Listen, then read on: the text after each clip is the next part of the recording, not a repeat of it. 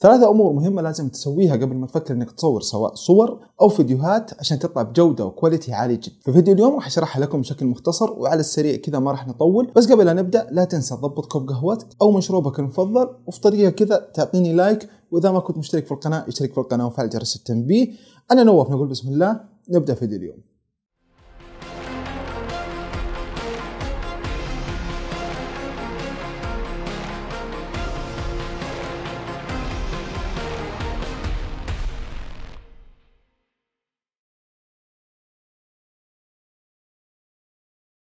أول شيء لازم تسويه إنك تنظف عدسات التصوير قبل ما تبدأ تصور، لأنه أحيانا راح يكون عليها غبار أو خدوش أو ممكن حتى يكون فيها بصمات الأصابع، فالأفضل إنك تمسحها يعني منشفة ناعمة، مناديل ناعمة، مثل اللي تجي مع النظارات، راح تكون مناسبة للعدسات بحيث إنها ما تسوي لها خدوش. الشغلة الثانية والمهمة واللي كثير للأسف يطيحوا في هذه الأخطاء، لما تيجي تصور لا تمسك الكاميرا أو الجوال بالشكل هذا بحيث إنه يكون مايل. إذا جيت تصور خلي تصويرك بهذا الشكل، سواء كنت بتصور على مستوى العين أو إذا كان المستوى الأعلى بالشكل هذا، أو ممكن تصور بدرجة 90 بالشكل هذا.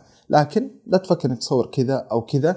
الميلان في الصور غالبا يسبب تشوه كبير للصورة ويفقد جماليتها بشكل كبير جدا، فالأفضل دائما صور بهذا الشكل أو بالشكل هذا فوق تحت، لكن هذه الطريقة غلط وما تصلح أبدا.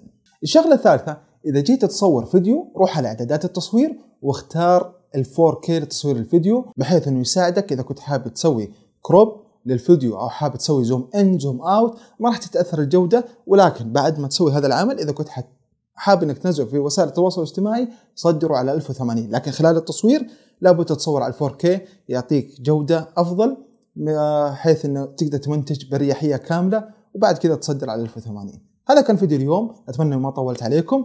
شكرا لكم على المتابعة، لا تنسوا دعمي. أنا نواف، ألقاكم في فيديو جديد، في أمان الله.